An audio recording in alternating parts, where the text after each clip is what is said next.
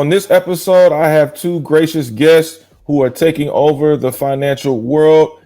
They are two gentlemen that you can watch each and every week on YouTube, as well as the Earn Your Leisure podcast. They are making sure that financial freedom and the steps to building generational wealth are at your fingertips as they educate you and bring you through the journeys of several entrepreneurs, superstars, people in the music industry. They are the one and only Troy Millings and Rashad Bilal. What's going on, guys? How you doing? I'm good. What's going on, bro? What's going on, bro? Thank you for having man. Hey, thank you for coming on. Really appreciate you coming on the show. Got to ask you this before we get started, because I know you guys are in a plethora of things as far as having shows out there, bringing on, allowing other people to spotlight what they do and their specialties. But how did the Earn Your Leisure podcast come together, and why did you feel like this was a time to bring this type of information to disseminate to our communities about financial literacy, about building generational wealth, and just educating us on finances as a whole? Yeah, I mean, it kind of started in the classroom. I was doing a summer program where kids are going to get paid based on the internships that they performed at. And so if they performed in the classroom, they performed at the internships, they were going to get $500 for the entire summer. And so it was their first time coming in contact. They were 14 years old. They had no other job opportunities. They were too young to actually get a job, and they had age out of camp experiences. And so their first time in contact with money, we wanted to teach them about it. And so at the time, Rashad was starting his financial advising career. I was like, look, I want you to come in and teach financial literacy, because, kids don't know anything to do with money. They're going to spend it. And so we wanted to break that cycle. And so it started there in the classroom. We would come in, teach every Monday. And then that just started picking up speed. And then he had the great idea to say, look, we should start recording some of these classroom sessions. It's really good. Social media have been picking up. A great friend of ours was, becoming very Instagram famous. Shout out to Valencia. And he was like, look, I got an idea.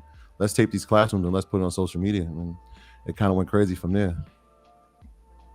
Man, that's fantastic. I know I got a hold of you guys, and I will admit this. I was actually surfing through YouTube one day, and I saw two brothers on here talking about finances. So they immediately that drew me in as far as saying, okay, what are they talking about? What is this about finances? And, as we know, growing up, and our parents did the best that they could as far as what they knew, but it still wasn't enough for us to really understand banking, understanding, the importance of credit, mortgages, how to obtain a mortgage. And that's something that you all seem to really emphasize, especially in the Black community and communities of color.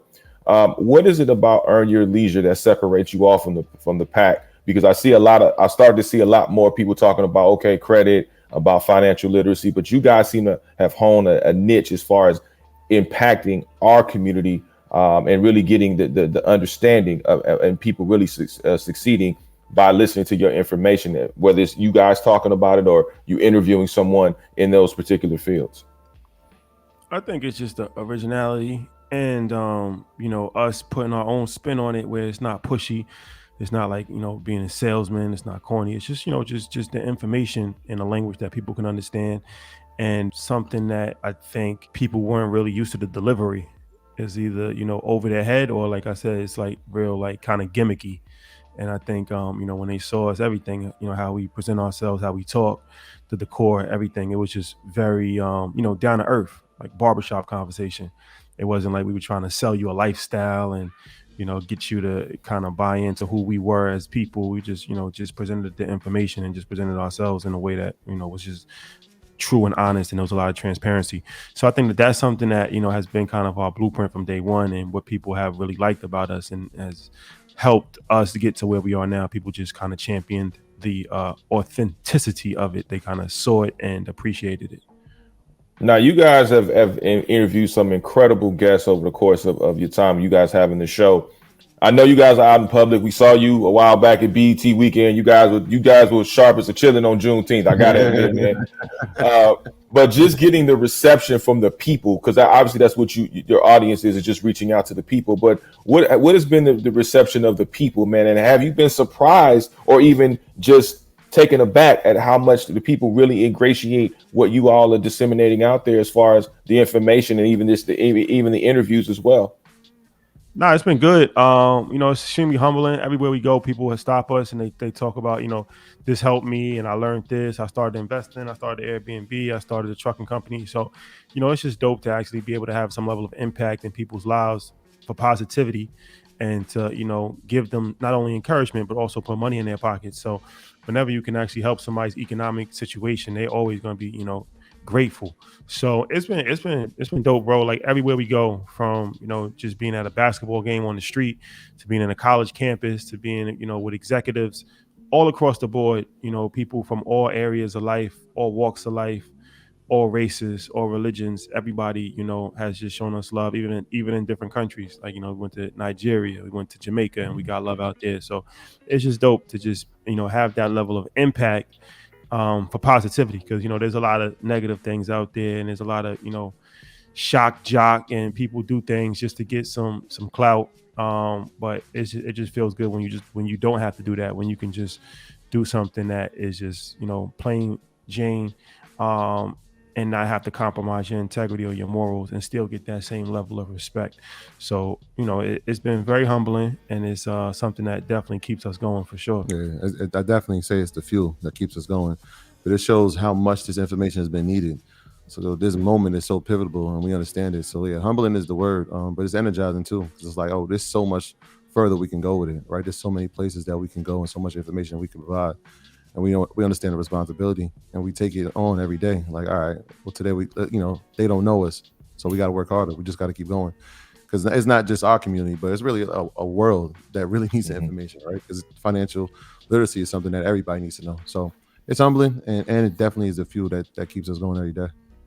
Now, one thing I have to say, man, you guys have been friends for a very long time. It seems like more than just a friendship, more like a brotherhood. But how do you guys balance the friendship and the business side, and not let let the two intertwine to the point where it affects one over the other? I don't know, just kind of how we are, man. Like we've been friends longer than we've been business partners, and we've had businesses that haven't worked before. But like you said, it's rooted in brotherhood first, and so obviously, every day we're doing business, but every day I'm checking in, or he's checking in, like, how you doing? How's the fam doing? Are you good? Like, outside of all this, how are you doing? And that's important, right? Because there's only a few people that can understand what this experience is like, and that's gonna be me and him, because we have to go through it every day, and we have to be in the face of it every day. And so we have that common bond outside of the brotherhood. So I know if I got a problem, there's an issue, he gonna understand it, because he's probably facing something very similar. And then it's just putting egos to the side, right? Like, I know he's great at things. He knows that I'm great at things. I don't interfere with his greatness, and he kind of just trusts me to not interfere with my greatness. And so he gets to shine, and I get to shine. So it kind of works out pretty well.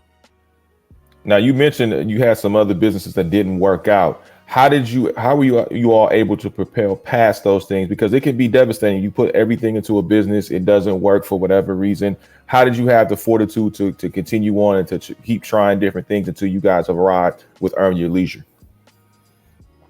I think it's just a matter of looking at it like not really a failure, but just a learning lesson.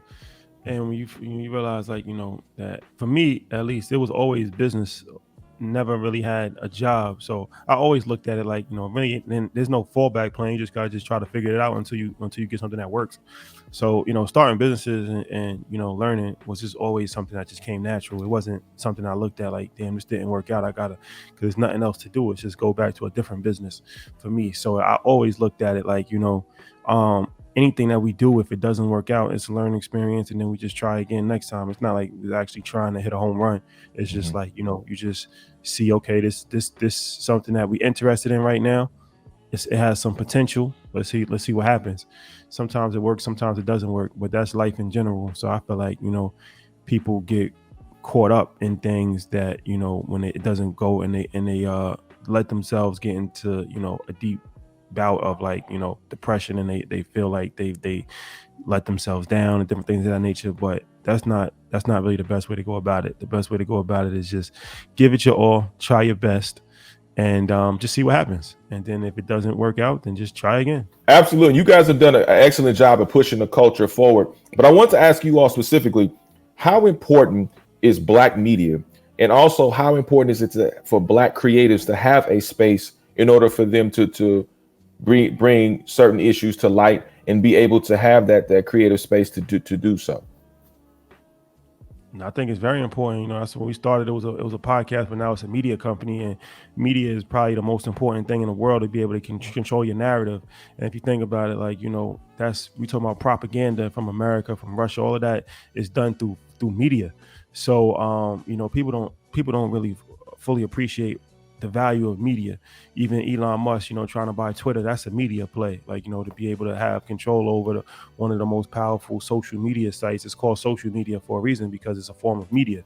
And right now it's the most powerful form of media. So I feel like, for too long, we have not had the outlets to tell our stories. And we always try to have to pitch our stories to outlets and try to convince them it's a good idea, and, go off of their budgets and let them kind of dictate the stories however they feel is good to be dictated. So now it's like, for us, we have a platform, we have a company, we have an outlet, and we could do whatever we want. We don't have to ask permission. We don't have to, try to convince anybody that it's a good idea. We don't have to try to convince anybody to open up a budget for us. We get to put out content, and it gives us a lot of leverage, and it gives us an opportunity to spread our narrative all over the world. So now it's like people in the UK, people in Africa, people in the Caribbean, they get to see our side of the story, as opposed to just seeing one side of the coin of sports and entertainment and negativity. They get to see positive. Oh, it's entrepreneurs out there in Baltimore and Chicago. It's real estate investors in Texas. It's like they probably would have never even imagined that from the other media outlets that was giving them information. All they saw was just negativity. So now they get to see, Black Americans actually doing something productive and positive. And it gives them hope. It gives them inspiration. And now we get to, highlight them. So we went to London and we highlighted entrepreneurs in London. And, we go different places. We get to highlight entrepreneurs in different parts of the world. So now it just kind of becomes like a domino effect. So media, I think, is extremely important. It's very important for us to support our media outlets. And it's very important for us to, tell our stories the right way. Indeed. Now, you guys talked about going from a podcast to a media company. You got, like I said before, unselfishly, you've been able to bring out other opportunities for other folks that are working with you. 19 Keys, Wall Street Trapper. Talk to me about those two individuals, and how did you come upon those two individuals, and why did you feel like this was the opportunity for you all to display them and allow them their lane to be able to put their information out and reach out to the people as well? Yeah, I think from day one, it's never been about us, right? Like, it's never been a Troy and Rashad show. It's about highlighting people that have brilliance in other avenues. And we all know that if we come together, we're gonna go a lot further. And so 19 Keys is one of those people, the greatest thought leader of our time. And when we heard that, I'm like, yeah, he is, because he says he is. And if you listen to him talk, you have to agree. Wall Street Trapper, the same thing. We saw something special, right? Like, nobody was talking about stocks in the way that he has. And it was like, all right, this is special, right? Let's highlight him. Let's get his expertise, because we're very humble in saying, like, yeah, we know some of these things, but we don't know everything. And so there was no outlets for entrepreneurs, like we said earlier, to have their voice and have their stories told. And so, like, when people hear him, they're more likely to say, like, he's more relatable. His story is similar to mine. Whereas all we ever saw was athletes being highlighted or entertainers being highlighted. Now you got a guy who looks like he comes from your neighborhood, sounds like he's coming from your neighborhood, and he's doing something that can actually change your life. And so we've done that plenty of times. And, Ian Dunlap's another one of those guys. We have a show with him on Market Mondays. It's never been about us. It's about highlighting our community, because we go further together. And as soon as we realize somebody has a greatness or expertise in a space, and they're coming from a community that looks like ours, even south to Chicago, mobile homes, right? Like, a couple that lived in the inner city that was doing something that wasn't traditional to our community.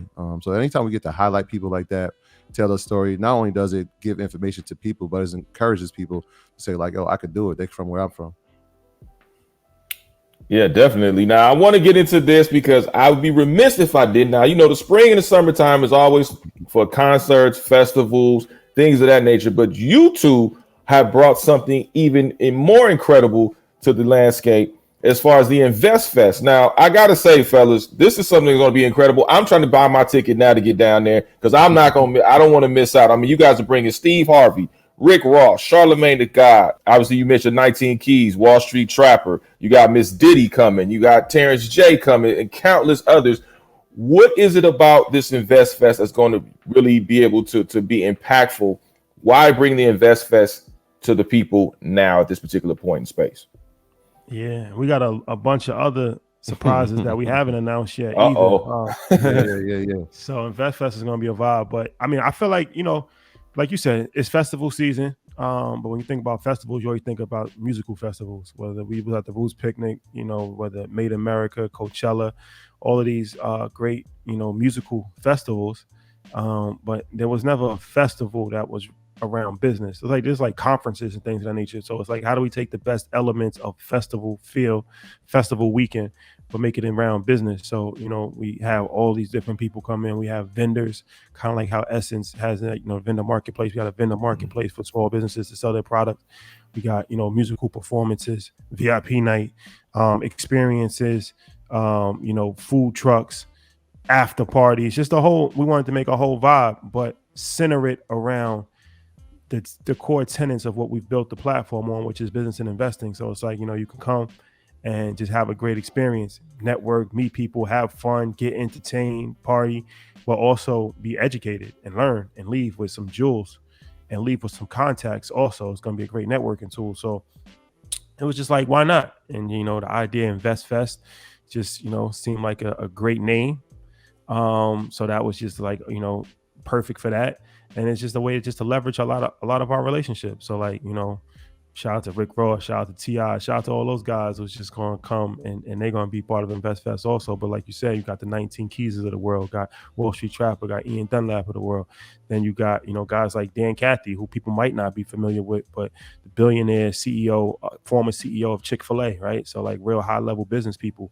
Then you got Steve Harvey. So it's like, how do you mix all this entertainment, social media, business, finance? How do you mix it all together and put it in a blender?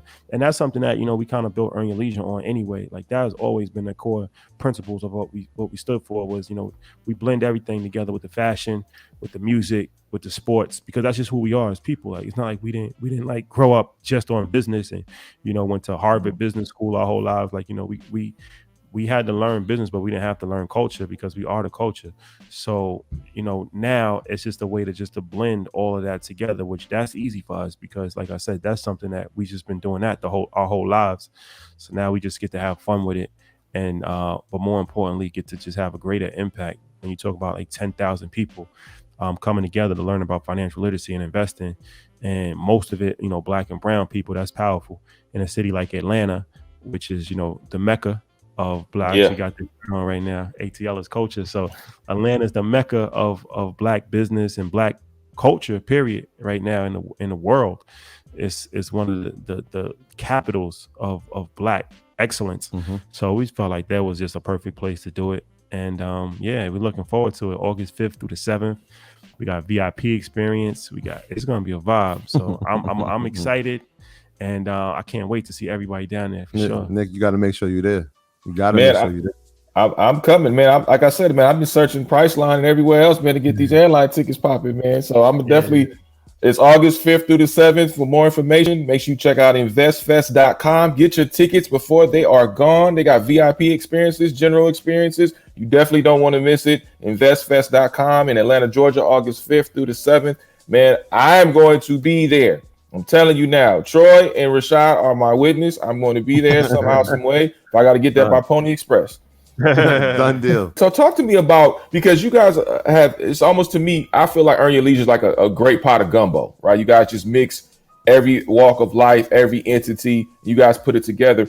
The one thing I noticed about you all, as far as the guest list goes, because you guys have had some great guests, but the one guest to me that stood out was Steve Harvey, because you guys brought him back twice relatively quickly. So what was it about Steve Harvey that you felt there was a time to bring him back, and then talk about different aspects of not only his lifestyle, but then the financial ups and downs that he experienced that you feel like people would resonate with and be able to learn something from? Yeah, I mean, Steve Harvey, that the process of having him on was like a 2-year process. And so most people don't realize that. They just see the end result of it. But we were trying because we understand his impact on our culture, right? Like, he's a generational talent in the sense of, my kids know him. My son is 8 years old, but he knows him from Family Feud. But I grew up on him being Steve Harvey's show and watching him at the Apollo. And so he's cross-generational in that sense. And he's had ups and downs in his career. But we hadn't heard the stories. Like, we kind of read some articles, but he never got a full chance to explain the story. And so when he got the opportunity to do that, I mean, it was just, we knew it once we finished it, like this is going to be one of those special ones. And we had a great conversation with him prior to the interview and after. And what came from that was like just a commonality. He loved what we were doing. Obviously, we admired his work. And he was like, look, if you guys are anything in business that y'all involved in, I would love to be involved in it. And it just made perfect sense for us. Like, this is a guy who can mentor us as far as, you know, in business, right? Because he's had some trials and tribulations, but he's overcame them. And he's looking forward to the future from a global expansion. And that's something that we were doing. We were like looking like, hey, how do we spread our brand across the world? And that's something that he's kind of mastered, especially in Africa, well, everything he has going on there. And so it was like a perfect match. And so we brought him back because, you know, obviously he became a partner with us in InvestFest. And we just wanted to spread the word that, you know, number one, that we can do business together as Black men, but also look at what two brands can do when they come together to spread a global message. And so it's been a great relationship thus far. And I see it. I mean, I can't give you everything, but there's more to come. I'm looking forward to. I think everybody's definitely looking forward to that. Yeah. Is there anybody else that you all want to talk to that you have yet to talk to? I know I'm sure the list is long, but anybody in the near future or specifically that you would say, hey man, these are the people that we want to sit down with and kind of pick their brains on some things and be able to put that out?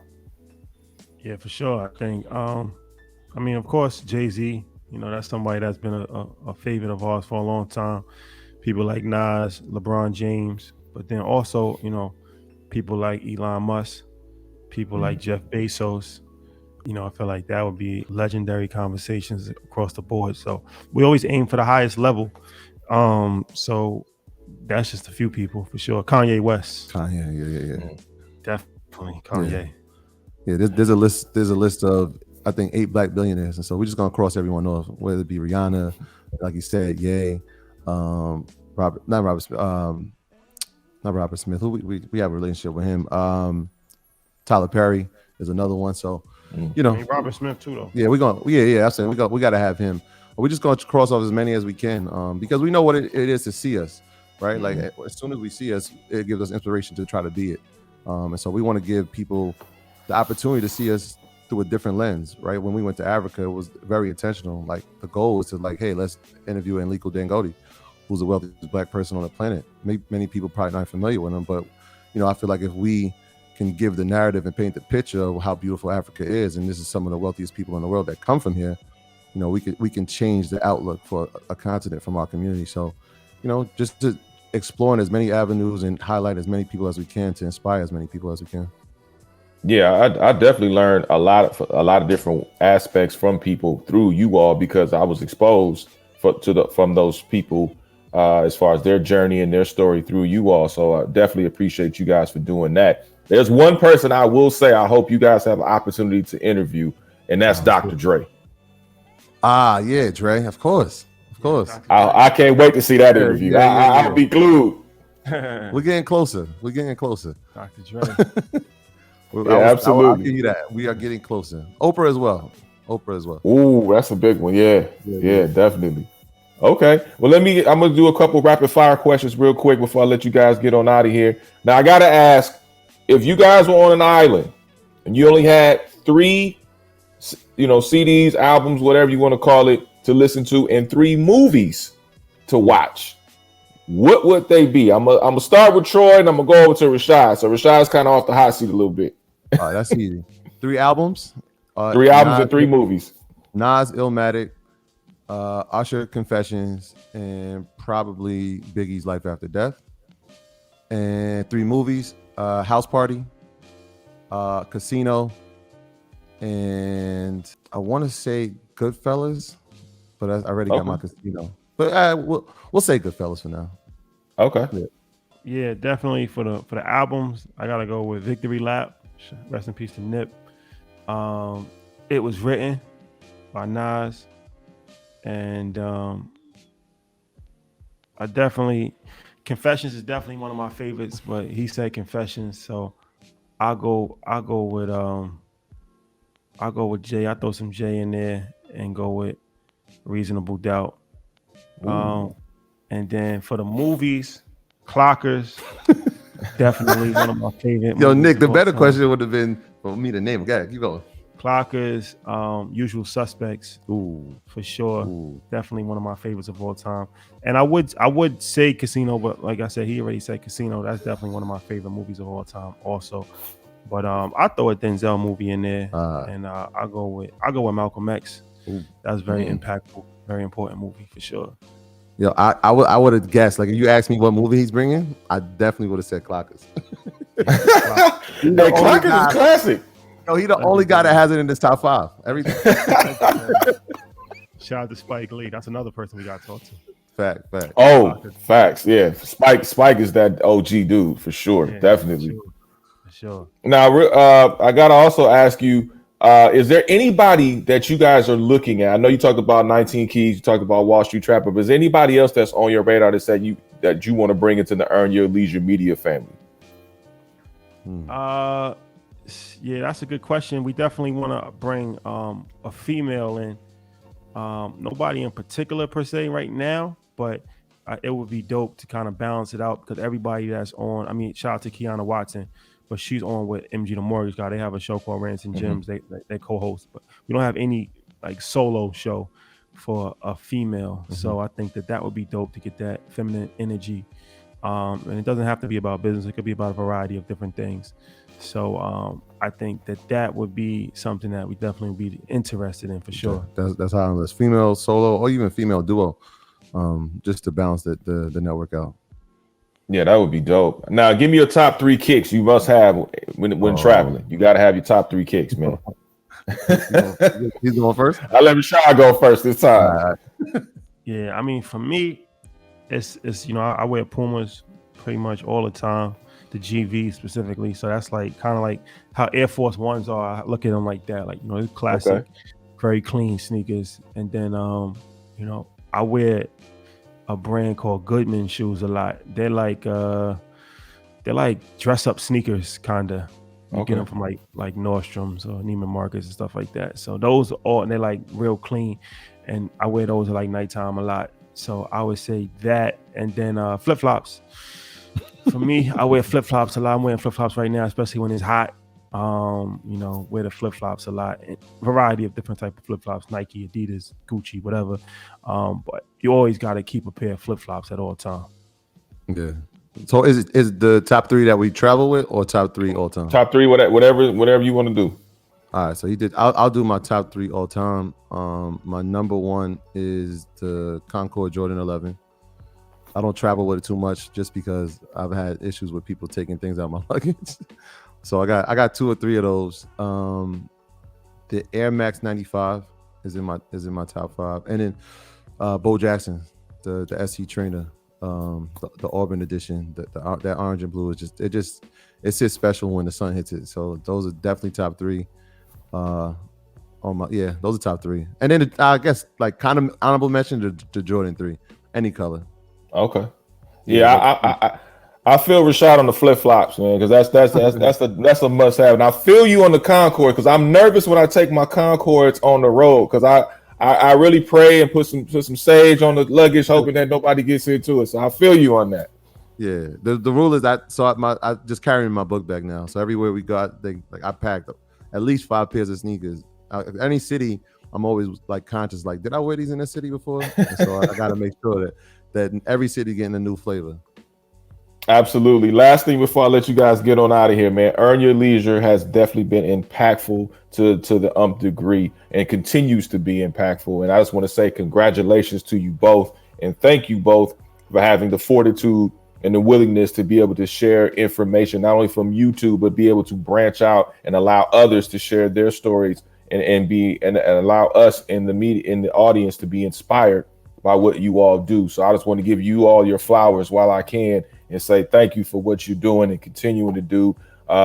Definitely looking forward to Invest Fest and looking forward to even more content that you guys are continuing to put out to help us in our journey towards financial freedom.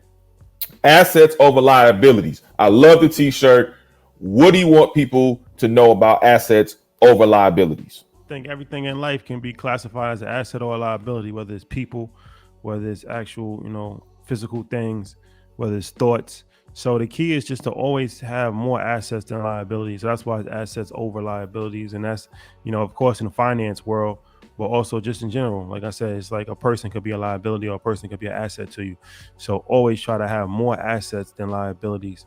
Because ultimately, if you don't, then that's when you're going to be upside down. So that's something that is kind of a play on words, and has become very, very popular, but part of pop culture at this point. Everybody tells some form of fashion they reference assets over liabilities a lot. So yeah, I mean, of course, like I said, from a finance standpoint, you want to make sure that you have real estate, stocks, crypto, different things of that nature, where there's assets that'll appreciate over the course of time, and less liabilities like just clothes, or things of that nature, where it's not going to really appreciate over time. It's just going to go down in value. But also take an inventory of your life and see if your friends are assets, if they're adding to you, if they're giving you information, if they're keeping you positive, or if they're liabilities, if they're subtracting from you, if they're draining and they're only talking about gossip. Relationships the same way, right? So everything has to be an asset.